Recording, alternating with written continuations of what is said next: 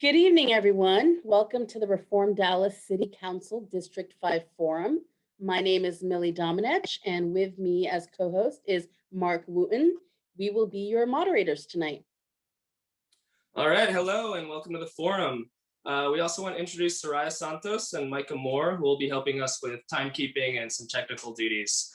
Reform Dallas is an informal organization of Dallasites committed to honest and transparent local government.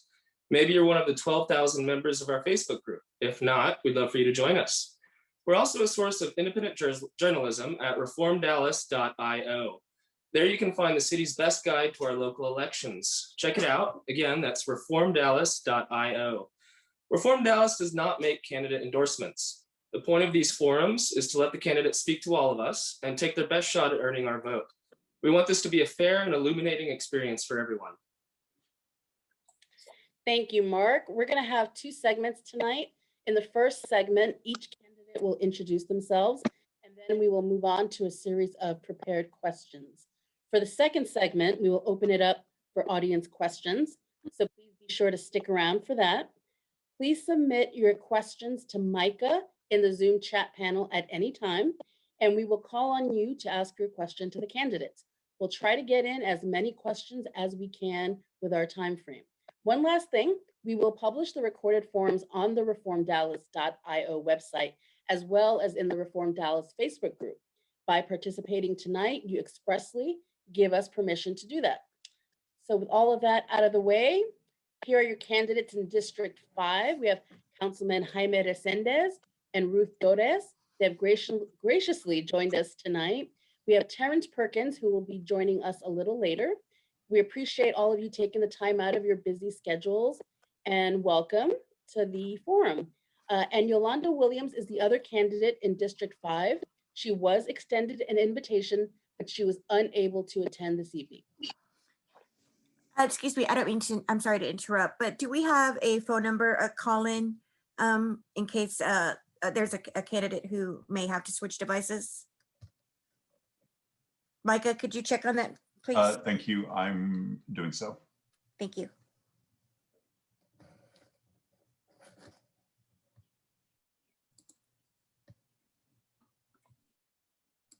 And candidates, we are very mindful of your time, and we are taking this time that we are using in consideration. So. Do you want to get us going, Mark, with the candidate introductions?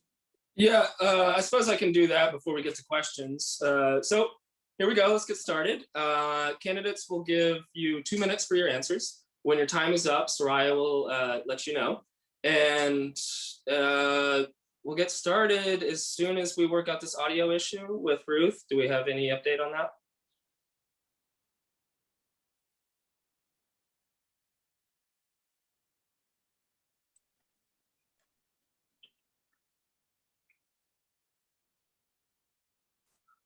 Ruth, if you're there and can hear, can you unmute? Yeah, I've been trying, it wouldn't let me. Can you hear me? Yes. Okay, there we go. It wouldn't let me before, but I'm sending you on Facebook, Ruth. I'm sending you call-in information in case you need to do that at any point during the meeting. I'm here to help if you need anything. Thank you. I went to the Reform Dallas Facebook and clicked that link, so I'm trying to come on through there. Okay, now I'm here. Let me hang this one up.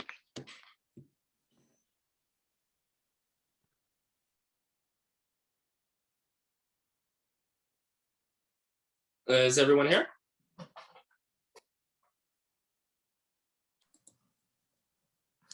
Ruth, can you unmute yourself and just let us know that you're on? Ready to go? Okay, go ahead.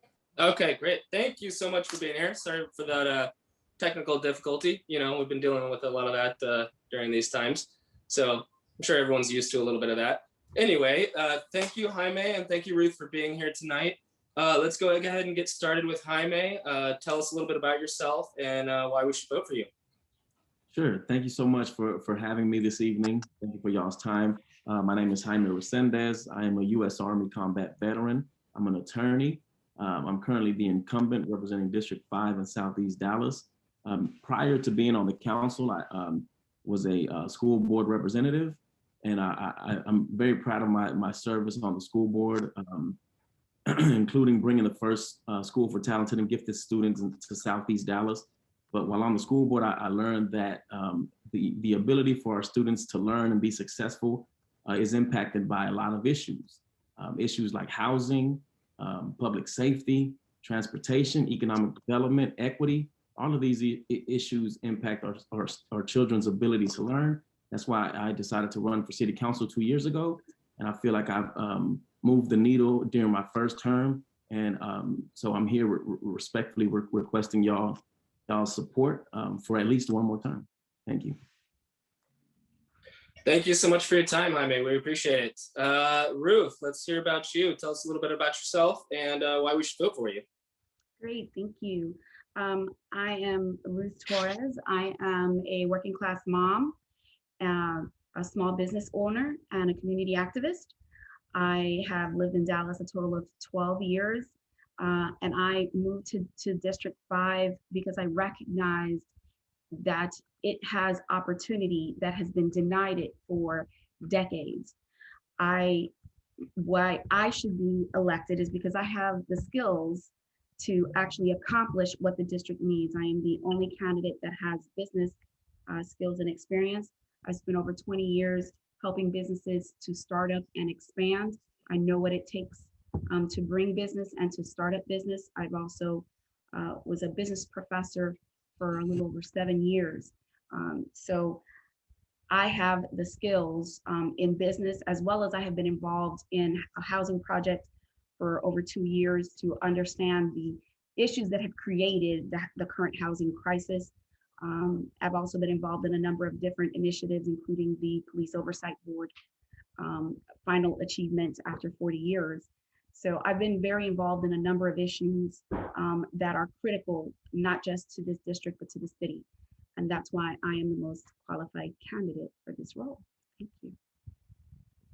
Thank you, candidates. We're going to now move on to the question portion.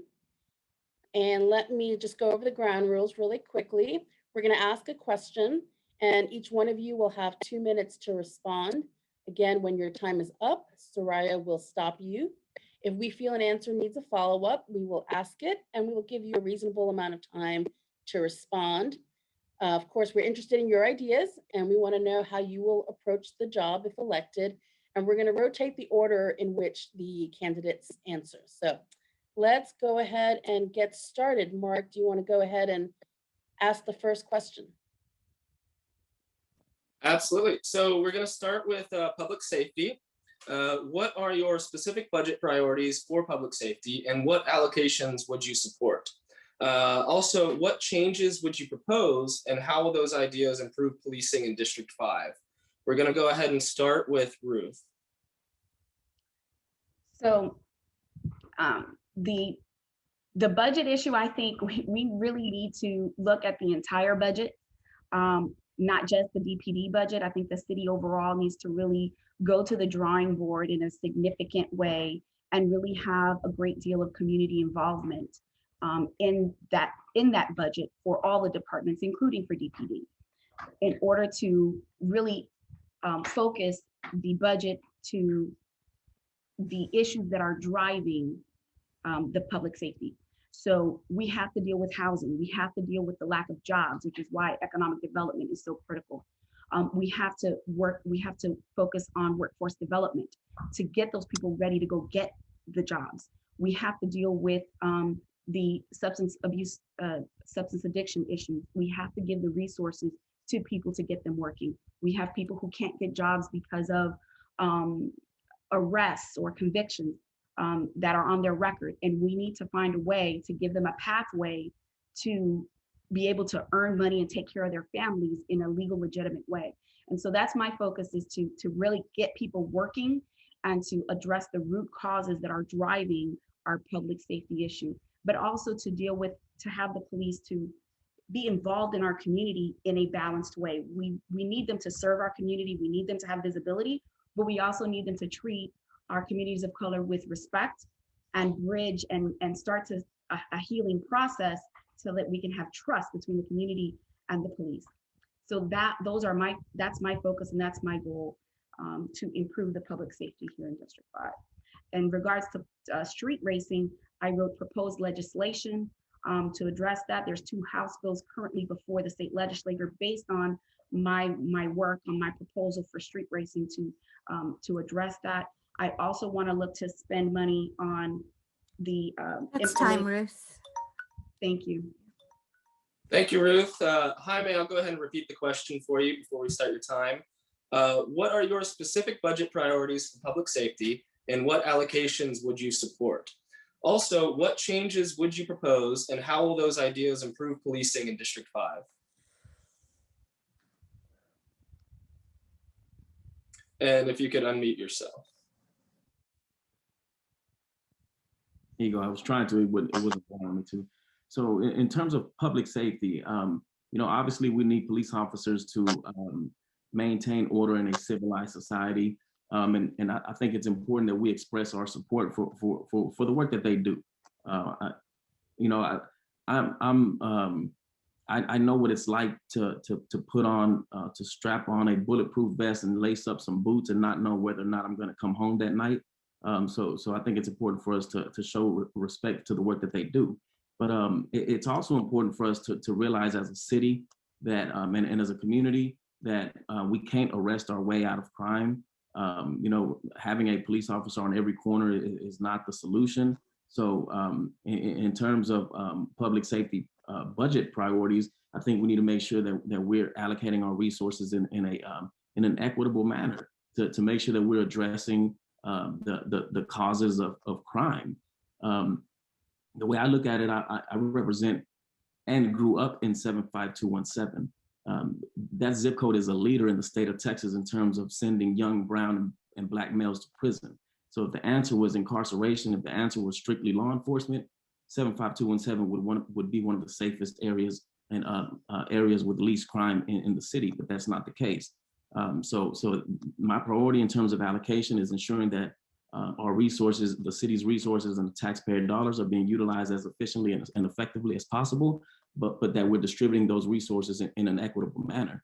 And as far as the changes I would support in District 5, I would try to continue the same type of work that I've been doing. I feel like I've been a strong advocate for equity and opportunity for all, whether it was by advocating for increased internet access, but prior and during the pandemic. Southeast Dallas is a leader in terms of households with children that lack internet access. So that's one of the things that I've been a champion for and a leader while on the council. That's time, Jaime. Thank you. All right, this next question, Ms. Torres, we're going to start with you.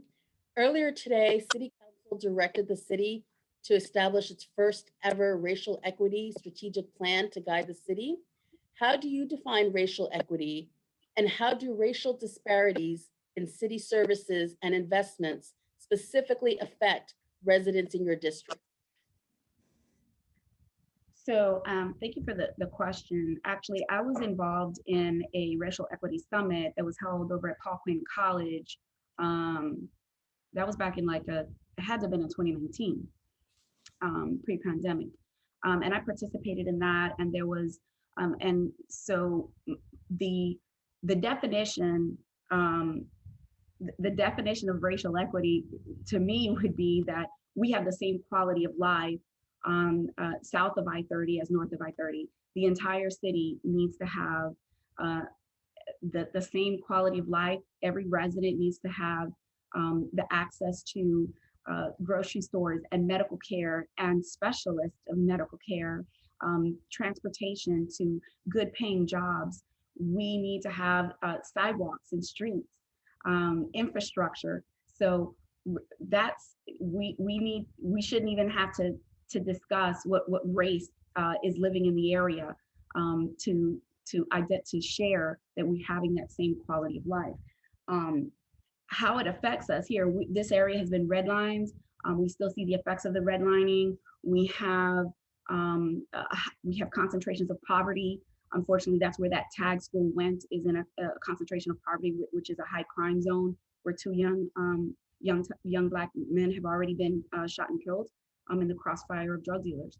So we're dying here. We have an 8-year-old Olivia that was killed with street racing. We have a high population of unemployed and underemployed here. So that is the consequences for a failure in our education system and a failure in our criminal justice system, and just failures in our government all around. These are things that have so frustrated me to cause me to run. So the identifiers from that summit that I participated in, they identify. Time, Ruth. Okay, thank you. Mr. Resendez, the same question? Could you repeat the question, Millie? Jaime, you're on mute. Sure. I'll repeat the question. And just for the candidates, since we have everybody on mute, if you mute yourself, a host will have to unmute you for the next question. Okay. I'll be more mindful of that myself. And you don't have to repeat the question. Oh, okay. Great. Go ahead then. So to me, racial equity means addressing the atrocities of the past that continue to haunt us today. Atrocities like slavery, segregation, Jim Crow laws, mass incarceration, and redlining, by heavily investing in the communities that have been impacted the most, particularly the Black community. And so I feel like I've been a champion for racial equity since I've been on the school board. I was on the school board when the school district passed its racial equity resolution. And so in terms of how it's impacted the district I represent, there's a large minority population in District 5. There's a significant African-American population. And I think it's important to direct resources in the areas of high need. Like Ms. Torres mentioned, the tag school unfortunately went to an intersection that has been labeled one of the most dangerous in the city. To me, that's not unfortunate. To me, that's an example of equity. That means that's putting resources in an area of high need, as opposed to wanting to put LIHTC projects right on that intersection where my opponent's large yard sign is located. So the way I look at it is continuing the same approach I've had. I feel like I've had an equity-centered approach to governance. My slogan is actually working for equity and opportunity for all. And I think that racial equity must be a central tenet in any policy discussion surrounding historical and systemic injustices experienced by certain communities in Dallas. Thank you. Could you quickly explain what you mean by LIHTC for those who low income housing tax credits? Yeah, there's the only developers that have approached me since I've been on the council are developers that want to put low income housing tax credits in the community. And I just wanted the audience to know. Thank you. All right, thank you so much. We're going to move on to housing. What is your strategic plan to address the lack of affordable and workforce housing in the city of Dallas? Understanding that affordable means different things to different people. What does affordable housing mean to you? And this time we're going to go ahead and start with Jaime. So affordable housing, there's a spectrum, a broad spectrum of affordable housing. And what I think is best for District 5 at this time is to find ways to build single family market rate homes that are on the higher end of the affordable housing spectrum. Like I was saying earlier, the only developers that have approached me in terms of housing want to utilize low income housing tax credits. And I think it's important for us. The city obviously needs more affordable units, but I think it's important for us to focus on building those affordable units in areas, in communities of high opportunity. And I don't think anybody at this time thinks would consider Southeast Dallas an area of high opportunity. So that's why I've pushed back on the developers that want low-income housing tax credits. I feel like my opponent is eager to put a low-income housing tax credit project right there on Bruden and St. Augustine. Like I said, she's got a big old sign right there on the same property where individuals wanted to get a zoning change to multifamily. And I think we need to be careful about that because there are differences in terms of AMI, but the average median income in Southeast Dallas is low as it is. So even if we have a project with 100% AMI in Southeast Dallas, that's not moving the needle. And I'm not opposed to LIHTC projects in principle. I just think we need to be really careful about the way that we're doing it, because we want businesses, and we talk about restaurants coming to Southeast Dallas, but we need to have folks buying homes, building equity, owning, and with disposable income, so that businesses, high quality businesses, would want to come to our community. Thank you. Thank you, Jaime. On to you, Ruth. Would you like me to repeat the question? No, I've got it. Thank you. Thank you. So, Sorry. The budget percentage rate of a person's budget to their housing should be no more than between 28 and 31%. So 31% being maybe a mortgage. So 28 to 31%. If your housing cost is greater than that, then it's a significant strain on your budget and your ability to take care of your family and have the other your other costs covered. Okay, so we are in a housing shortage. We're in a crisis of having a shortage with housing, and that is feeding our homelessness issue. So my sign is there, and I'm proud that my sign is there. I would not have killed a housing development. That property is owned by people who have lived and worked in this district for decades, the entire family. So that is a unicorn of a Black developer, which is very, very rare in Dallas. I would not have killed the development. I would have worked with that developer, any developer, to share what the concerns are and try to come to an agreement to address it. This district should be the affordable housing center for the city. But we need to build it with the resources for our community so that we can break up the concentrations of poverty. I participated in the North Texas Regional Housing Assessment, and I believe that we need to implement the recommendations from that 2-year study. And that means building mixed use, mixed income properties. And yes, we need to build more single family homes, but we also need to build townhomes and condos and apartments. We need to have a mixture of these opportunities, and we need to be able to attract professionals. We are 12 minutes from downtown, and we should be able to attract those professionals here with their families and provide them a high quality of life so that they can avoid paying time downtown. I just feel like he got to wait a lot more time. I'm going to start timing this myself. Okay, before we move on to the next question, I just want to remind the audience members that if you have a question for our candidates, you can send them to Micah in the chat portal. And in segment 2 of the forum, we will go ahead and ask the candidates those questions. Okay, our next question, we're going to start with you, Ms. Torres. The Forward Dallas Comprehensive Plan has emphasized transportation-oriented development for almost 2 decades now.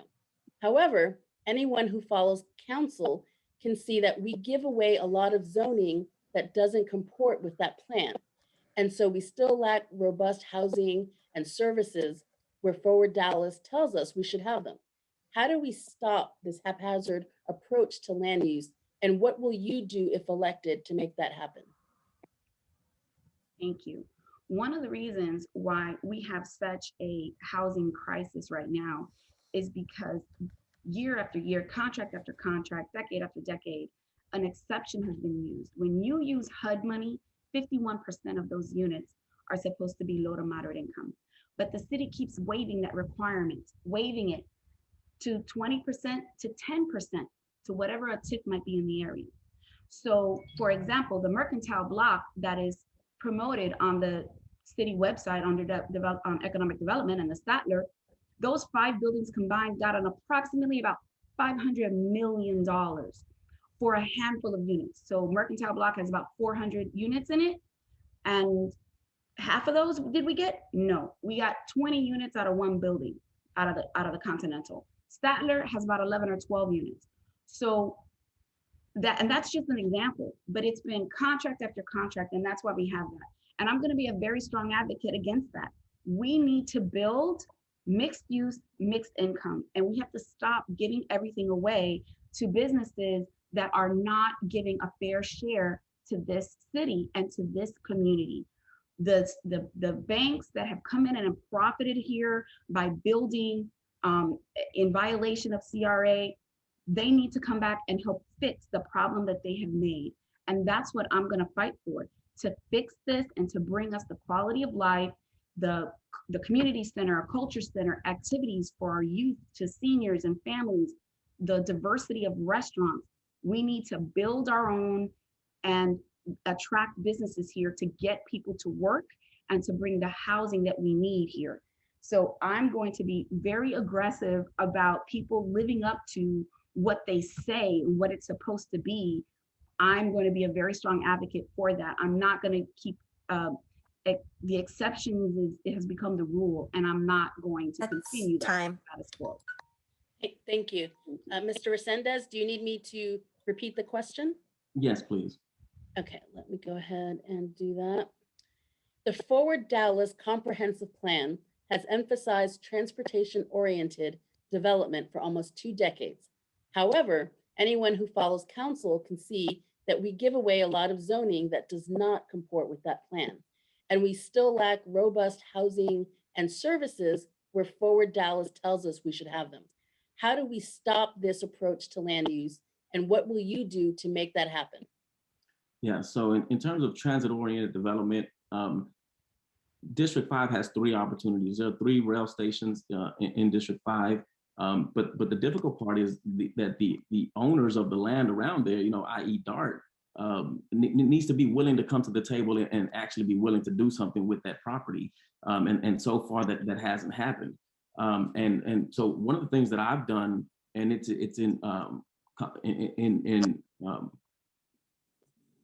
in the works, and it's in partnership with DART. It's also in partnership with a nonprofit and Parkland as well.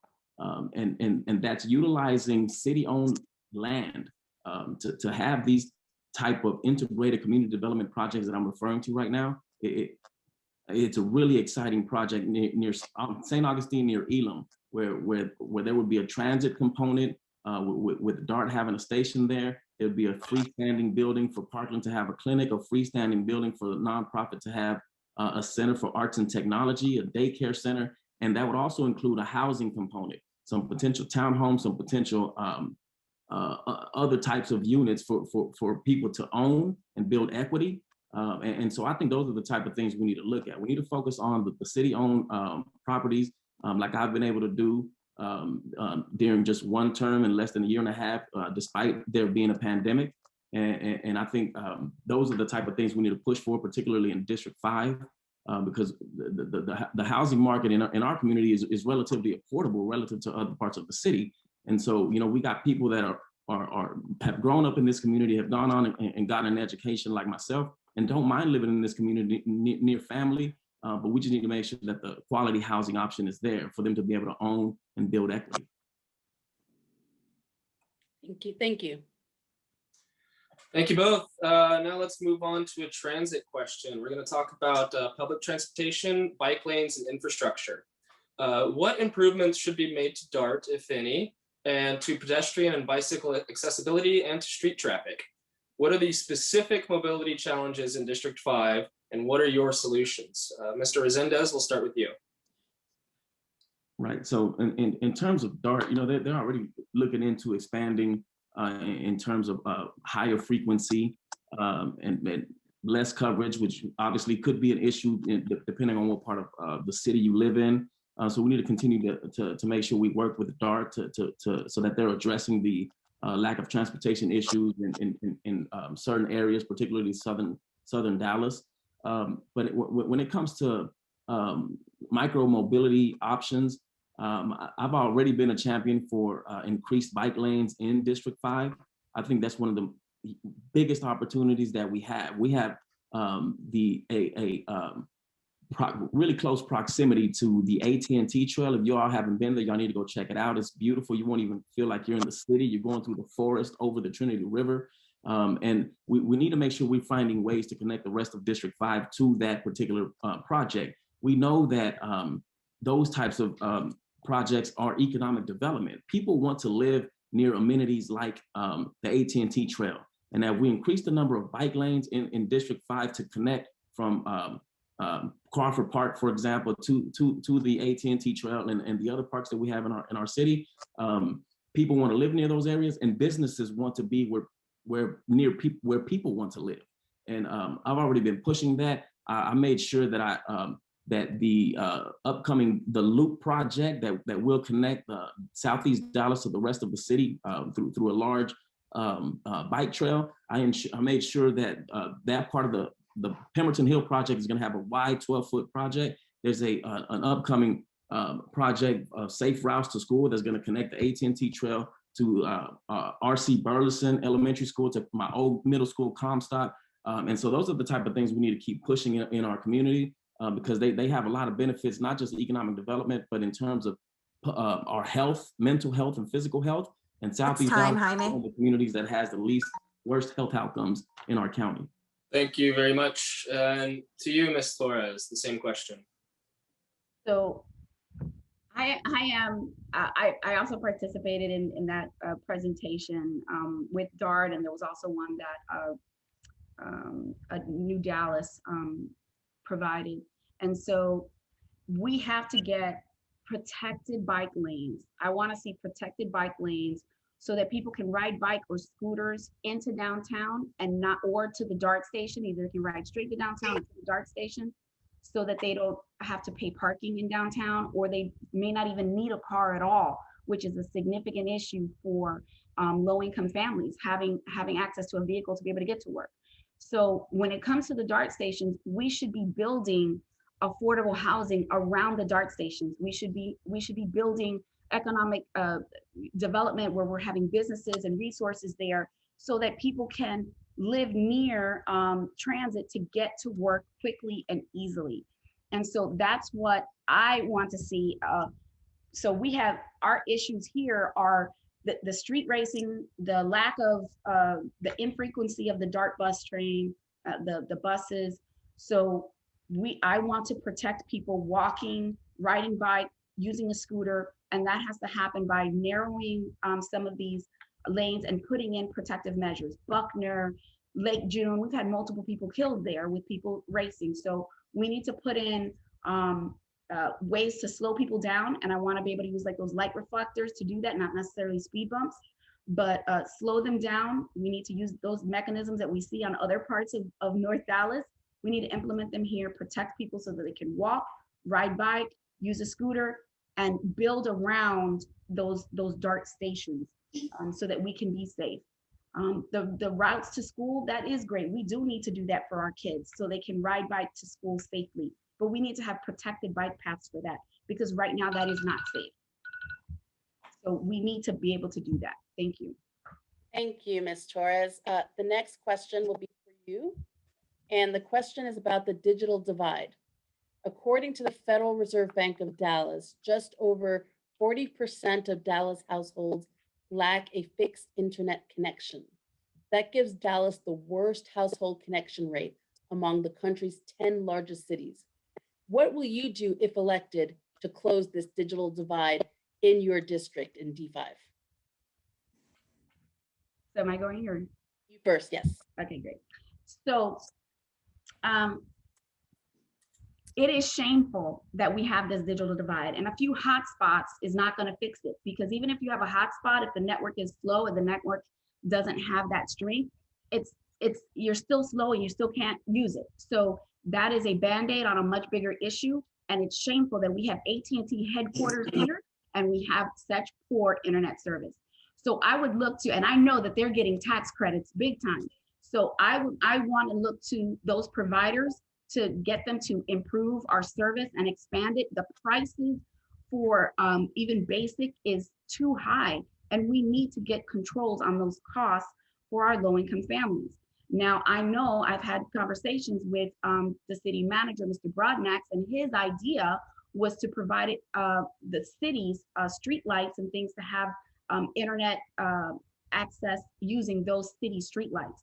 We have legislation that prevents cities from being an internet provider. So I would love to get some of our state reps to deal with that from a legislative issue. But otherwise, we can, I think Mr. Broadnax's idea is an excellent one.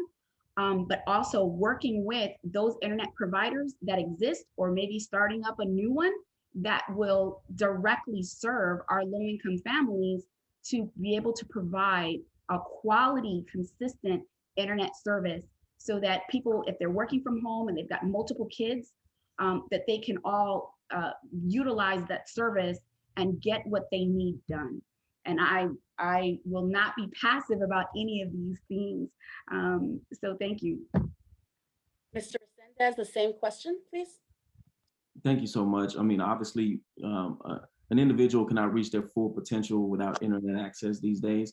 And I've known that even when I was on the school board. So when I got on the city council, if you all remember, during the very first budget season in my first term, I'm the one who got the additional hotspots in not just Southeast Dallas, but other communities of need throughout our community. But I've been, I want to say the biggest, but definitely one of the biggest champions on the city council for bridging the digital divide. And there's already some pilot projects in District 5 and other parts of the city. So it's not just an idea, it's actually being implemented. Street lights with free Wi-Fi access and fiber optics in District 5 as well. So I mean, I'm going to continue to push for that. I've done it.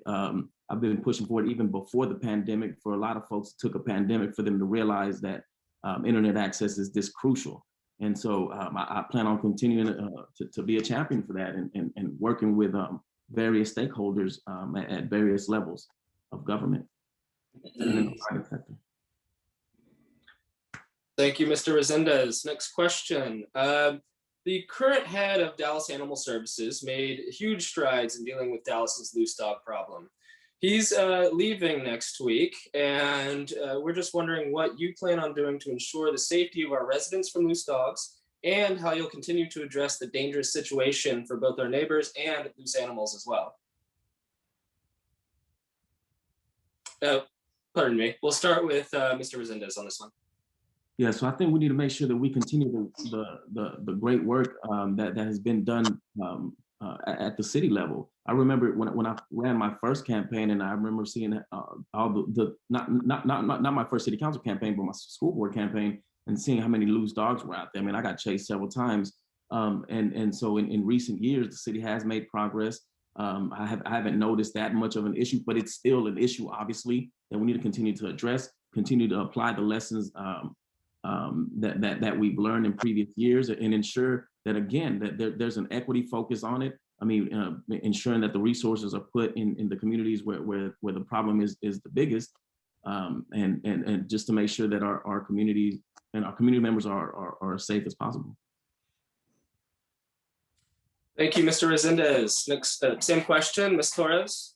Sure. So I think that one issue is that one of the things with the pandemic is everybody, we cleared the shelters, which is great, right? Lots of people said, hey, I want a friend at home to cuddle with. And so that's great, but we are having an increasing issue with loose dogs. And so one, I want to promote, we do have a spay and neuter that it would be free, low cost right here on Buckner, but people don't know about it. I've been on Nextdoor, and just yesterday or today, I told somebody about that. So I think we need to do a better job about informing people about resources that are available to them with spay and neuter. And with the loose dogs, there's a lot of dogs that come out and they don't have a chip in them. And I don't know if it's an issue of not having a fence, or the dog is just escaping, or what, but I would like to identify exactly what is the root cause. Why do we have so many loose dogs? Do we need to just have some, leashes that we give out?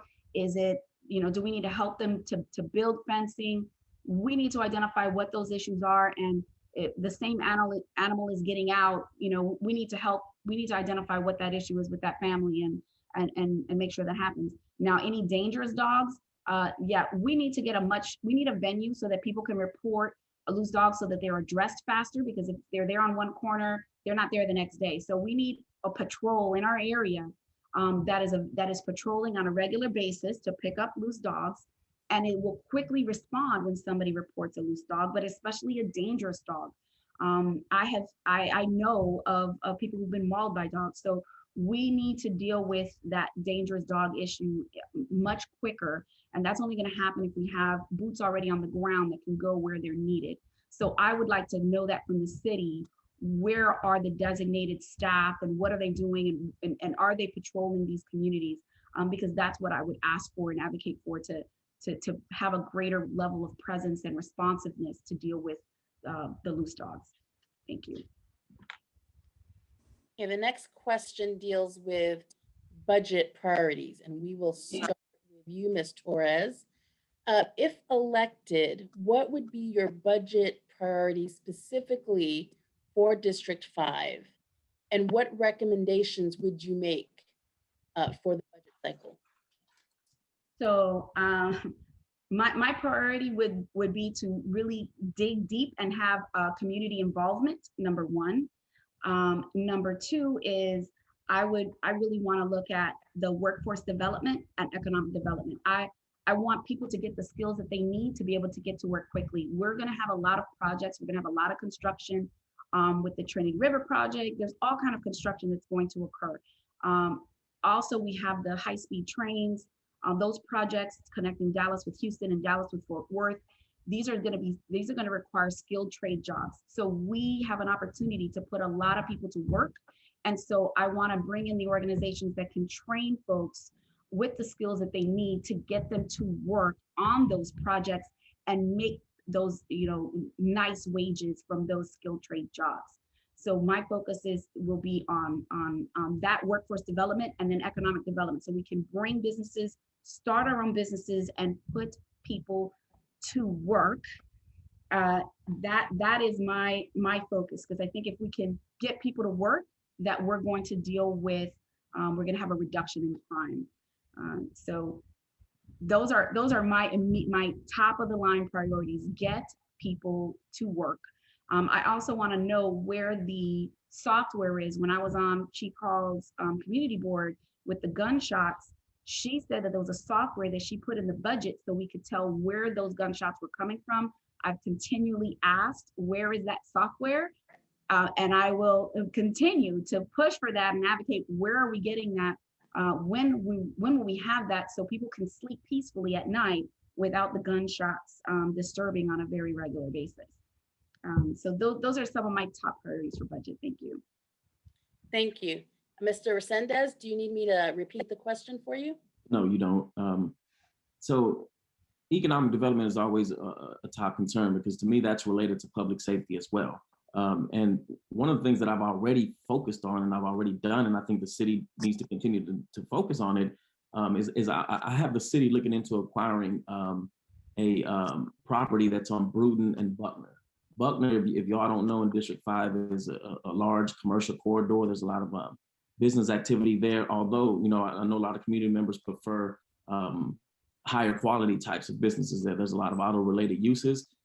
So one of the things that I've done is expanded the neighborhood empowerment zone, the commercial one, to go up to Buckner and Bruton. And so the city's looking into acquiring a large property that has a huge parking lot. And so we're looking at ways potentially, first things first is try to acquire the property, but there's potentially a way to recapture some of that parking lot, get some green space out there, have some space for people to walk, bring some food trucks out there potentially, to start trying to make a change in the Buckner corridor.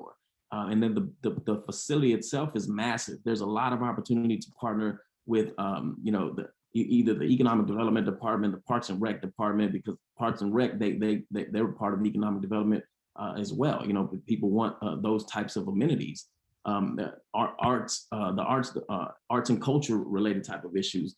So that particular space can be a potential town center type of situation for Southeast Dallas.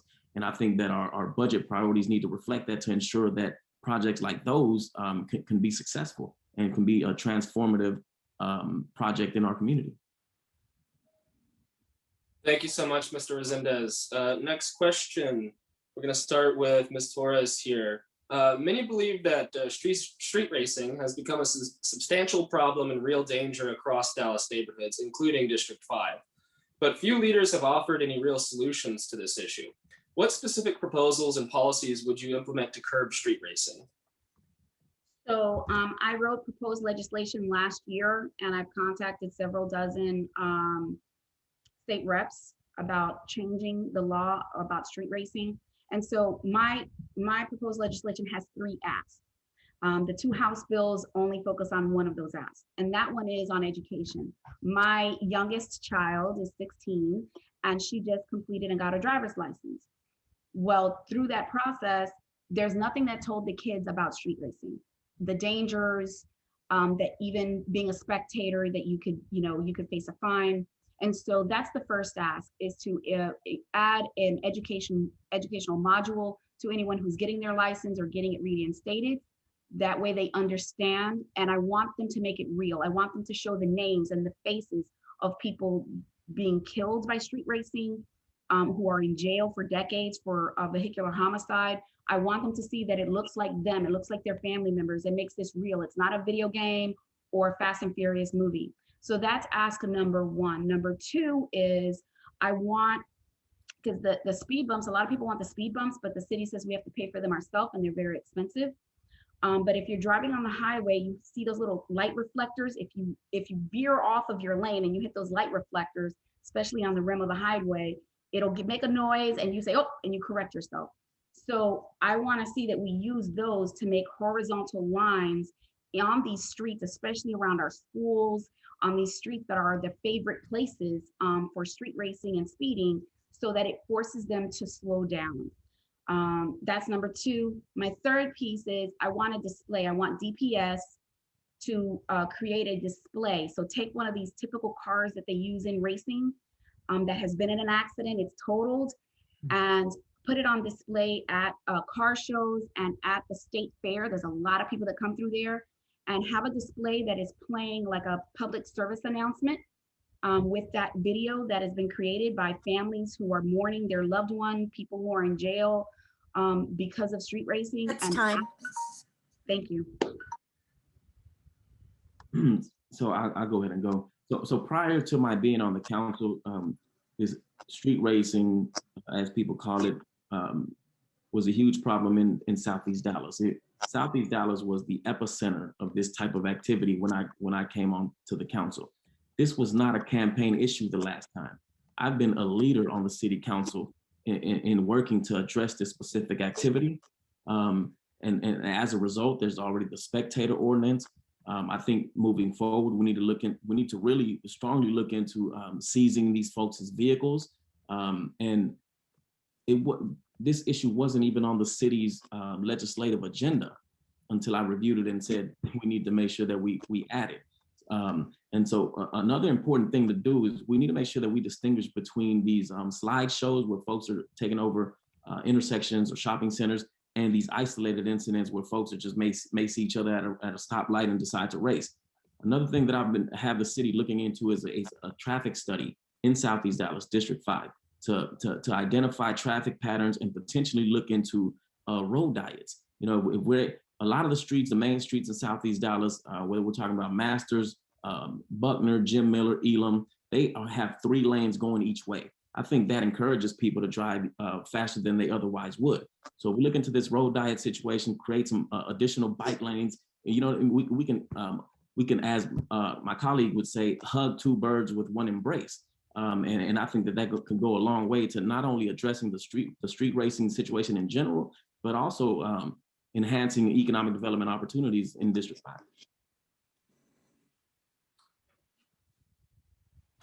Thank you so much. Well, we've got a few more minutes here before we go and open up to audience questions.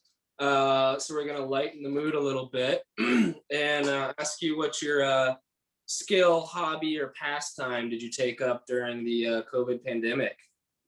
And I guess we'll start with Mr. Resendez.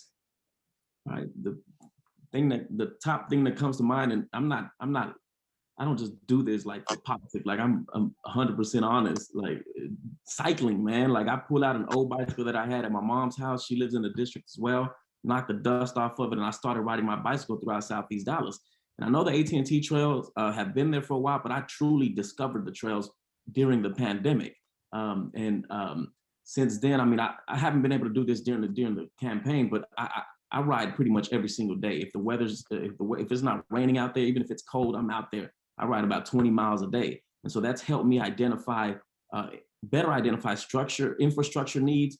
Throughout my ride, I ended up riding on every single street in District 5, no hyperbole, no exaggeration, every single street. I was taking pictures of potholes, broken sidewalks, curbs, trash, and I personally ended up submitting over 200 service requests to address those issues in our community. And I plan on doing it again, whether or not I get elected, re-elected. Thank you.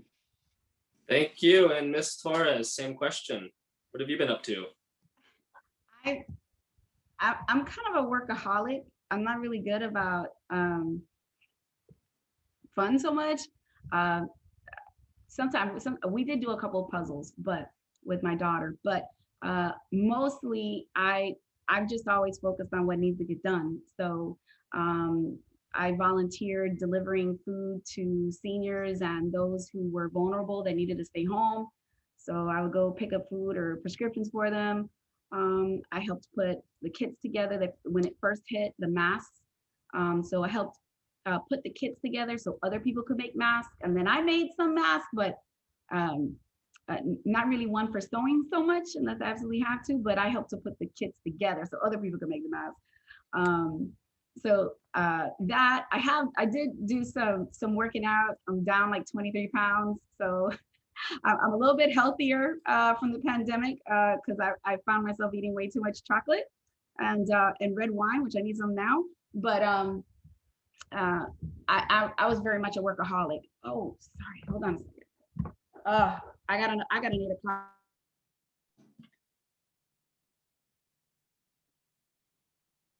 Okay, we'll go ahead. We'll go ahead and ask the last question. And we'll just go ahead and start with you, Mr. Resendez. It's also a lighthearted question. And the question is, what is your favorite Dallas landmark or even a special spot that you have? And why is this place important to you? Yeah, when people ask me that previously, I used to say Crawford Park because that's one of the best parks in District 5. I've gone to Crawford Park my entire life. And as I got older, for a little while, White Rock, man, y'all know White Rock is amazing, right? But now, and again, I'm not joking, like the AT&T Trail is my spot. Like has improved not only it's improved significantly my physical and mental health. And so like literally, man, I try to ride every single day. I ride those 20 miles and I don't even have to jump in the car. I pull my bike out of my garage and just go. I live near Lake June and 175. I just cross over the bridge and I'm right there on Pemberton Hill. And it's no exaggeration to me. The AT&T Trail and the Trinity Forest Trail, they're combined. It's an amenity that is on par with White Rock Lake. It's a world-class amenity.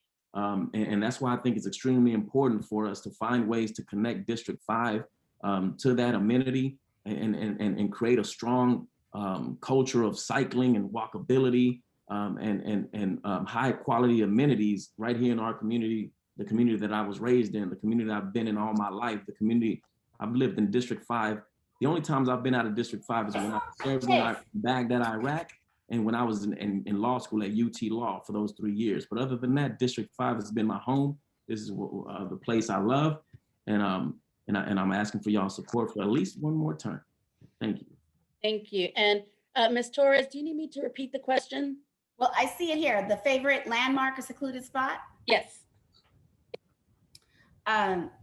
So there's a couple of spots that are important to me. And one is where Kennedy, that grassy knoll. When I think of symbolic, I think of that. And I think of, I went brain dead right now, but the statue that is over in the park on Main Street in front of the UNT Dallas Law School. Those are symbolic to me. And I think it's also because she worked on the Williams v. City of Dallas. And so those spots are important to me in understanding Dallas history. and that's why we can understand where we're at now. You know, it continues to be the same people. The names of the council members and the mayors change, but the money behind them doesn't. And that's why things continue to stay the way they are in Dallas. The Williams v. City of Dallas case was a landmark case. But we can see, you know, over 30 years later, there's been little change. It's still the same. And so therefore it hasn't been sufficient to overcome the systemic racism and inequity that is present in Dallas. And so that's why, you know, those places are important to me, because they're symbolic of, we need a new symbol. We need a new symbol when we've actually gained some equity in Dallas. And that's why we need to really be focused on who we elect, because those people are making decisions that will impact these communities for decades, 20, 30, 40 years or more. You know, when you elect somebody to state or national, they make a law, they can change that law the next day. Not that, you know, nothing stops them. I mean, I'm not saying it's easy, but they can. But when you elect somebody to city council, those contracts are going to get signed, and then you can't change them. And we've had enough bad deals where we're getting less than 10% of what we were promised. All right, let's move on to the second round. What we're gonna do here is open it up to the audience. And to start us off, we have some questions from Cannon Brown and Omar Jimenez.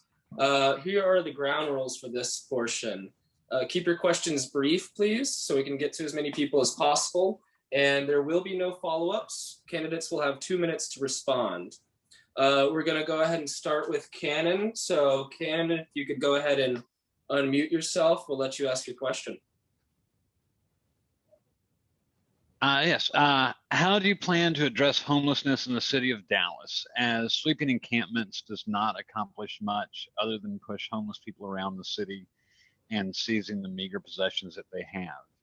Additionally, do you have any plans to specifically address LGBTQ youth homelessness, since they make up a disproportionate share of homeless youth, estimated to be up to 40%, even though they make up at most 10% of all youth? And they are more likely to face discrimination and danger, whether on the streets or in traditional shelter environments. Thank you, Cannon. We will start with Ms. Torres this time around. Thank you. We need to deal with our homeless with some humanity, and we have to overcome this not in my neighborhood, not in my backyard thought. But I think we also need to segment it. We need to understand that homelessness encompasses multiple groups, and so we need to address those who have mental health issues in a special setting. We need to address families in another setting, and we need to address our homeless youth and the LGBTQ youth. We need to meet them at their point of need. I come from Miami, where we typically had a huge homelessness issue, and we can learn some best practices from some other cities on what they've done. But we need to provide housing in a setting that meets them at their point of need. We need to implement the rapid rehousing programs. There are options out there that are there, and we are not using them effectively. So another thing is that we need to work together with the city, with nonprofits and individuals, to encourage people to go through the programs that bring them out of homelessness and not make them comfortable in remaining in homelessness.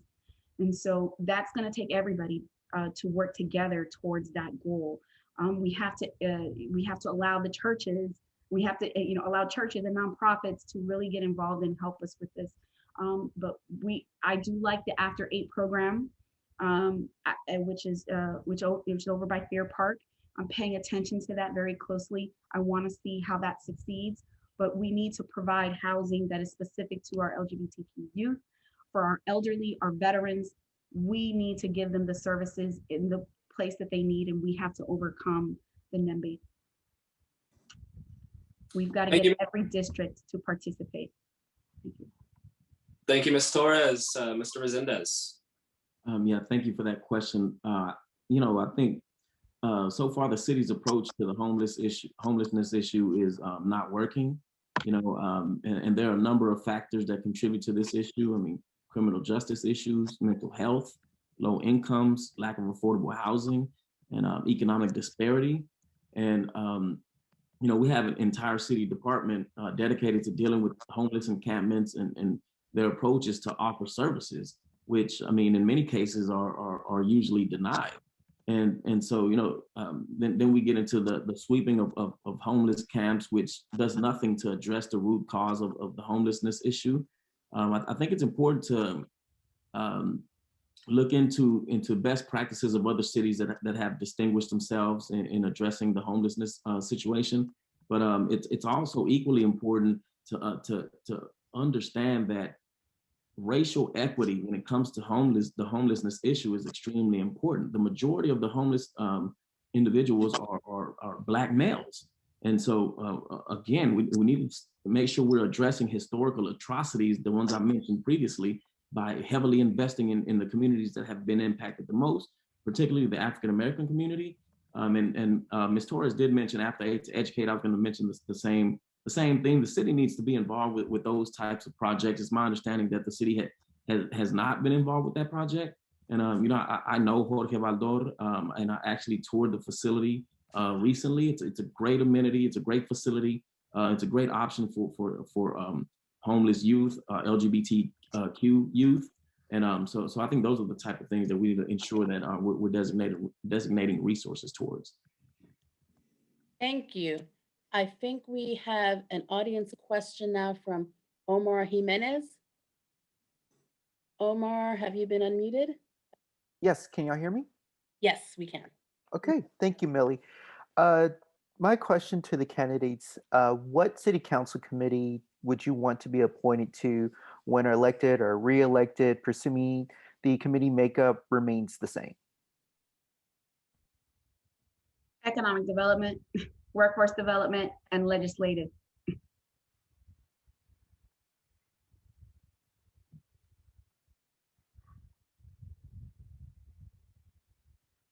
So I'll go ahead and so when I think about the committees, I mean, my passion, it seems like it lies in workforce education and equity.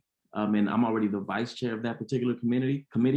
But I think the other two committees the other two standing committees that I'm a member of are equally important: economic development and housing. But the more and more I get involved, and learn about all these issues, I also realize the importance of transportation. And since I'm not on that committee, I'd be really interested in being appointed to that particular committee and deal with a lot of the transportation issues that our city currently faces.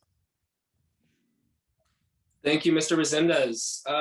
Before we wrap up here, we're going to give you both one more minute just to kind of close up and remind us why we should be looking at you and why you deserve to hold this seat. We'll start with Ms. Torres. So thank you so much. I appreciate everyone listening in and participating. It's time that we get objective about who we elect. There are people that I love. That doesn't mean that I would employ them. And that's what you're doing when you elect someone. You're employing them to represent you and make decisions that are going to affect you and this community for decades. And so I am the only candidate that has business experience. I've helped executives and average workers to bridge their differences to achieve common goals for mutually beneficial reasons. And so I've been that mediator, and I know how to execute major projects. I know how to start up businesses, grow businesses, attract businesses. That is my skill set, is in problem solving in major projects. So those are skills that I have. I also think that ethics are really important. And I am a very ethical person, and I think that the other candidates have significant ethical issues. I have no conflicts of interest.